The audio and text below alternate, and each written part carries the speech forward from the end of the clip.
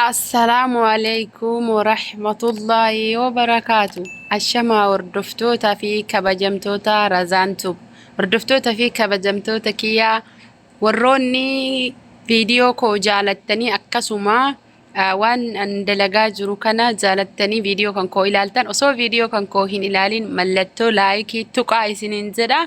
Kanaaf warroonni maatii koo taatan guutuun keessan hedduu galatoomaa isin jaaladha. Kan viidiyoo koo ilaaltanii maatii koo hin taane koottaa maatii koo taha. Viidiyoo kan koo yeroo ilaaltan laayikii tuqaa isiniin jedha. Hordoftoota fi kabajamtoota kiyyaa isin jaaladha galatooma. Kanaaf viidiyoo kan koo har'aa irratti kan hin qabadhee dhufe waa'ee dhimma dubartoota keenyaa yookiin shamarran keenyaa isaan dadhabbii qaban yookiin ulfa qabanidha. Hordoftoota fi kabajamtoota kiyyaa naannoo keenyatti akkuma baratame dubartiin takka dadhabbii yoo godhatte yookiin ammoo tuyyuu ilma garaa yoo godhatte saala akkasuma ammoo tuyyuu waa hedduutuyyuu akka naannoo baratameetti jira. Kanaaf hordoftoota fi kabajamtoota kiyyaa kuni waan akkaan nama gammachiisu akkasuma ammoo tuyyuu jireenya haaraa nama barsiisu keessaa isa tokko. Kanatti aansee ammoo tuyyuu inshaallahu ta'ala rabbiin nu haa laaffisu. Yeroo tokko tokko naannoo keenyatti kan argamu nama haaraa dadhabbii godhate yookiin ammoo tuyyuu dubartii jalqaba dura hin dahin dadhabbii godhatte namoota hedduu kan qorattuu fi akkasuma ammoo tuyyuu warra isii dura dahanii argan kan gaggaafattudha. Namoonni beeytan hin beeytan jedhee yaada. Kan hin beeyne ammoo asumaan barattan subscribe godha, like godha isiniin jedha hordoftoota fi kabajamtoota kiyya akkasuma share illee godha inshaallahu ta'ala.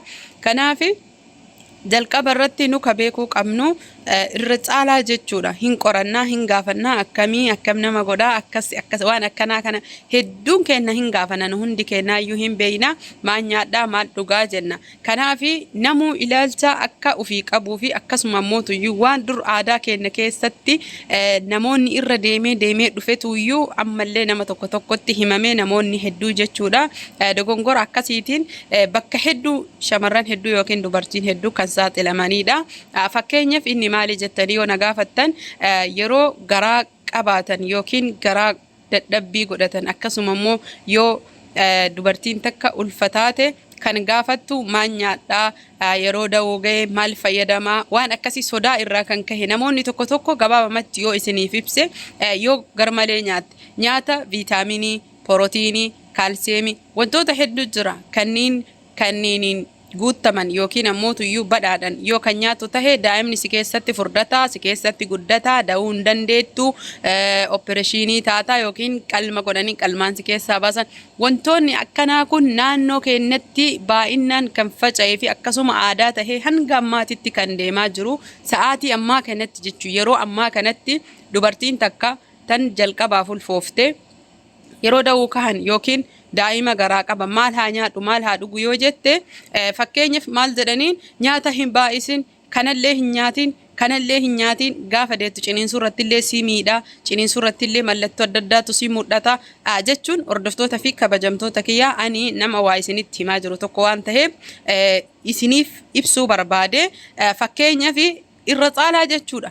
Yeroo deettu ciniinsuun si kahee wantoota garagaraatu sirraa bahaa sagaaratu bahaa ebalu akkas taate wanni akkanaa kun gadi fageenyaan baduu qaba namoota keenya keessa hordoftoota fi kabajamtoota kiyya an asirratti maal nyaanna maal dhugnaa osoo fiduu hin ta'in hanga takka waan nadhagame akkasuma immoo gadi fageenyaan naannoo keenya keessatti jiraatu dubartoonni keenya hedduun kan hin beeyne barumsa duubatti hafaa yookiin ammoo tuyyuu akkasuma waan eeggamuu hin qabne kan waliif kennan yookiin ammoo waliif himanidha.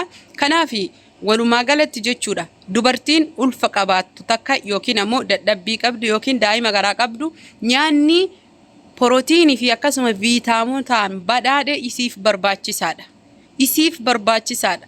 Mana yaalaa dhayxee yoo jettee doktorri kan manaa qabdu malee kiniinii kan faarmaasii irraa bitamu ajajaafi. Kanaaf hordoftoota fi kabajamtoota kiyya nyaata gaggaarii nyaachuun aanan dhuguun misira boloqqee, baaqilaa, foon, qurxummii wama barbaadde waan argatte nyaachuun yeroo ulfa qabdu dubartiin akkaan barbaachisaadha. Hedduu gadi fageessitee beekuu qabdi. Nyaanni isii barbaachisaa.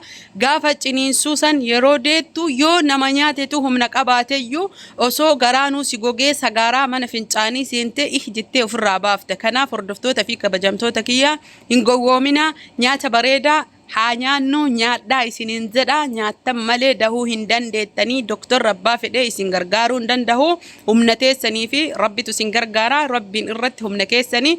Doktorri ammootu dabalata. Kanaaf nyaata gaggaarii nyaadhaa. Hin sobanii nyaata nyaatinii nyaata hir'isii ka jedhamu tokkollee hin jiru. Sa'a lama nyaata keessa nyaata babbareedduu nyaadhaa isiniin jedha. Horaa bula inshallah ga viidiyoo biraatti.